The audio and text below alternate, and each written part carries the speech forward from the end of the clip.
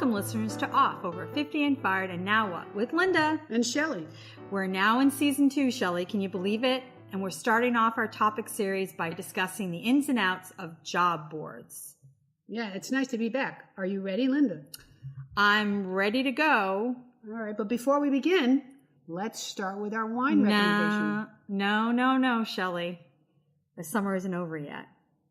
So I get to do at least one more white wine recommendation for our listeners. Oh, Linda, I guess you do, because I guess that, it's not over until like September 22nd, right? That's right. So fall's not here. We're not doing red wines until the fall starts. So, listeners, if you're looking for a really nice white wine as the summer ends, I would recommend the 2017 Pinot Grigio from Bethel Heights, which is a winery in Oregon. It has that fruity taste that I really like, and it's great with anything that's light, like fish, salads, chicken, but no red meat. No red meat. So, Shelley, how are you doing today? Well, Linda, it's Monday. Mondays are rough for me. I have this little bit of a hard time on Mondays because I don't have a full-time job, and I feel like I get a little anxious every Monday morning when I just feel very unsettled. And on top of it, I've got a freaking hawk in my yard who's stealing my birds. I have this little bird sanctuary that I've created that gives me so much happiness with their little bath and their feeder, and this freaking hawk is swooping down and taking everybody away from me. So basically, you've created a paradise for hawks. Yes, I did. To be able to hunt in. Good for me. That's what I've done. My birds were happy, and now I've lost 50% of my birds because this stupid hawk is around. So maybe one of our listeners can tell us how to help you out. How can you get rid of a hawk? Or how can you maybe shield or help those little birdies get to the bird seed and the bird bath without being swooped down and being torn apart? I would love any help that I could get, because I'm very, very, disappointed and feeling very bad because my yard is just empty. Yeah, it's really strange because we usually record at Shelley's house, and she has this big, window area that looks out to her backyard, and usually it's just tons and tons of activity from all the animals and birds and things like that, and it's dead out there. Yeah, there's nobody in the bath, nothing. They're not even flying around. They've moved to a different address. So anyone who can help us with the hawk issue, okay? So, save some bird lives. Help us save some bird lives by helping Shelley out. So, Shelley, maybe we should get back to the topic of our podcast. I think that's a really good idea, Linda. Right. So what are we talking about today? So we're talking about job boards, or places where you can go and look up what has been posted for, job positions that are open by different companies. And it's one thing that can be very, overwhelming, because it's a whole new world out there, because most recruiters now and most companies use these sites. So it's things like LinkedIn and Indeed, ZipRecruiter, Glassdoor, yeah. Lensa. Some things I haven't even heard from. What are the ones that you heard? Well, Lensa is one of them, and then Nuevco, which is another one that I've been leveraging. Right. So there are those generic job boards also, but there are also ones that are specific to certain functions or areas, which we'll talk about. Like they have sites only for IT people or for HR professionals and so on. So it can be extremely overwhelming. Yeah, and then there's just some that are you have to be invited, right? Yes. And those are like what? Like there's the ExecuNet. There's also this other one called ExecThread, and those you either have to be invited and sign up. You may have to pay for services. Some of them, they require like a quid pro quo, where you may have to contribute to the community and other postings in order to stay on the site. They want to see you as sort of a network person contributing to the site. Others, it's just plain sign up and pay for the service. Okay. But how do you get invited? Because I didn't get invited. So how does it work? So again, Shelley, it's all who you know. It's the old networking game. It's all about like people knowing each other and extending out invitations to others that they know in their circle, and they can feel as if that they will contribute to the site. So a lot of it gets back to networking. What was the series on networking that we had? We did like 2 or 3 shows on that. So you tell me, here's another example of Shelley Shut-in? Yes, Shelley Shut-in once again. You got to get out there. You got to get out there and put your name out there, get to know people, have them feel comfortable with you, and then you get invited to some of these more exclusive sites. You have to step out of your comfort zone a little bit. Mm-hmm. Absolutely. And do it because, again, to your point, we have to be our own advocates. And obviously, I'm not doing that great of a job because Linda's getting invited to all these freaking things and Shelley's not. No, I have like 1 or 2 more invitations. It's not like I get invited to a lot of these. So, but yeah, that's really the only way is to really, especially with other executives in your peer group, in particular for those jobs where there's not a lot of rotation and actually not a lot of opportunities in most companies. So for people, especially with our experience, we're looking for those kinds of positions, right? And those don't come along every day. And so the more that you can get connected with that peer group, the more likely you are to find a position. You're right, Lynn, because it's not what you know, it's who you know. Exactly. And you have to really keep that in mind. And I guess I obviously haven't really been doing that. And it's all about that. You got to have the right connections.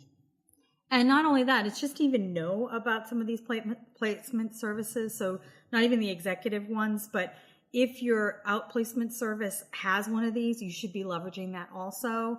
And like myself, I was lucky enough that the person who helped me work on my resume and the person who was my consultant actually told me, get your resume on site. We have one of these job boards, and so that you can look for opportunities. And Shelley, on the other hand, who was with the same outplacement service, didn't help me, didn't tell me anything about it. But you know what? Maybe she did and I just wasn't listening. I don't really know, but I swear to God, I did not hear her say anything about once your resume's done, put it here. I just didn't know. So you have to keep an open eye, open ear out for all these different kinds of potential job boards that may help you get exposure to different opportunities. Yeah, but again, it's how do you be your own advocate? It's a different world out there today. You just can't rely on recruiters. And frankly, for me, I wish I had a couple little recruiters that could help me and do all the heavy lifting. But there's just not that many, or at least I'm not connecting to them. Prem did a much better job of having recruiters, as he talked about. I'm just not getting those connections. But also, you have to foster those, and you have to get back. And one of the things is the job boards can actually help you connect with some of those recruiters, because if they find someone who has the kinds of skill sets and who's actually very good at moving themselves through the process, those are the kind of candidates that they want to continue to help because they're more likely to get their percentage of what it is for finding the person. So you definitely want to kind of build those relationships, and the more successful you are getting through the interview process, they're going to see you as a more valuable candidate. Yeah. And so I think, to Linda's point and what I've talked about is it's hard to navigate. There's a lot of things you have to do. And so what we've done is we've created 5 tips for when you're going to these job boards. So Linda, you want to talk about the first one? So the first one is really just not to quickly just go out there and start like spraying your resume. And we talked about that when we had a whole episode on resumes. But what you want to do is kind of look for all the different types of job boards that are out there and then test them. Look to see that based upon sort of what you're searching for and what your criteria is for the job that you're looking for, which ones are coming back with things that you're actually interested in and that there's a good match with your skill set. So you should go out there, kind of look at as many job boards as you can, do some searches, see what comes back, and which ones kind of are giving you opportunities that you're actually interested in pursuing. And you should narrow down the number of job boards that you actually apply to, because we're going to talk about a couple other tips. Because if you're going to use these job boards, you really should optimize the use of them. And you can't do that for like 50 job boards. You really have to narrow it down.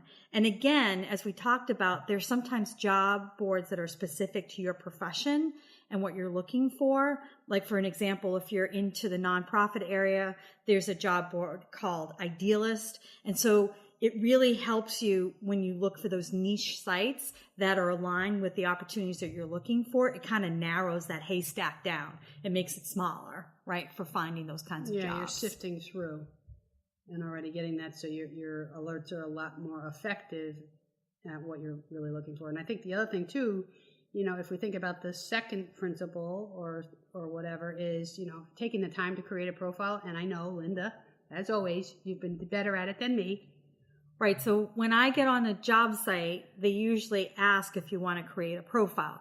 So again, if you're looking at 50 job sites, it's very hard to put good, solid profiles for 50 of them. So again, do the first step, tip number 1 is narrow down the job boards for the ones that you feel are giving you back the kinds of jobs that you really want to pursue and look at. So then once you do have that small set of maybe 5 to 10 sites or less, depending on what your opportunities are and what's working for you, then take the time to really put a great profile together.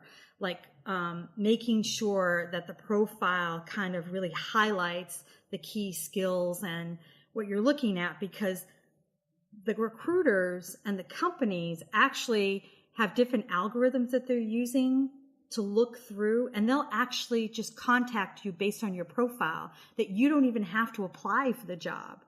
They're looking to see if there are candidates out there because they know about the jobs typically before they even post the jobs. Mm-hmm.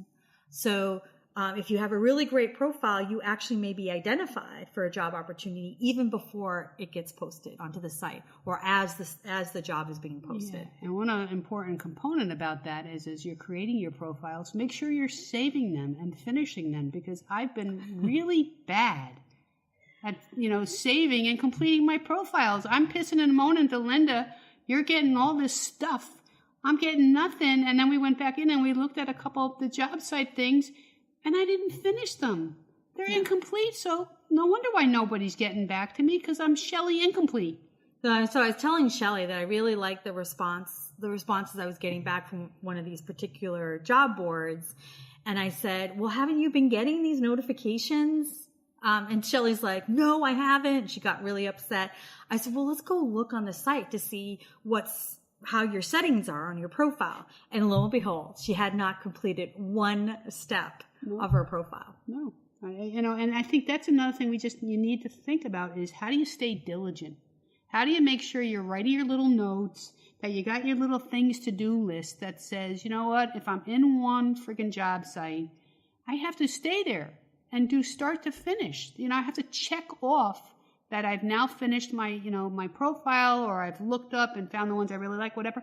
But you need to create another little checklist that just says I've gone through each one of those steps within a job site. Right. And then make sure that you keep like a list of the ones that you've actually created profiles for, mm-hmm. and that you have your passwords and your, all your logins and all that completed. But the other thing is that, we talked about resumes, and you have to keep your resume up to date, and you may tweak and have several different resumes available depending on what the job description is.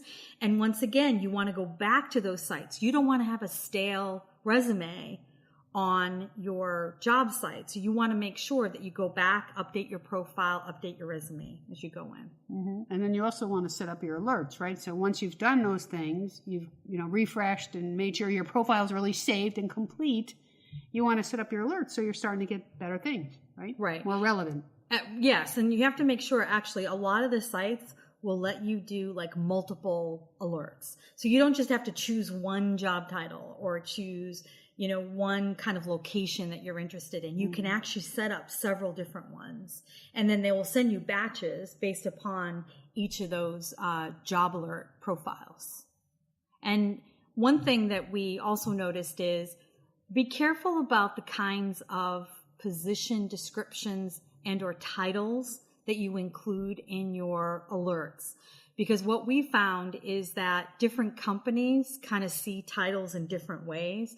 So maybe if you were at a director level in one company, that actually might be a VP level somewhere else. And you actually may be aiming too low for your job experience and skill set. So if you were a director, to your point, then maybe what you have to do is put director and say VP, right? You got to include them so that you're not getting excluded with, because our role might have been a little bit higher someplace else. Right. The other thing is there's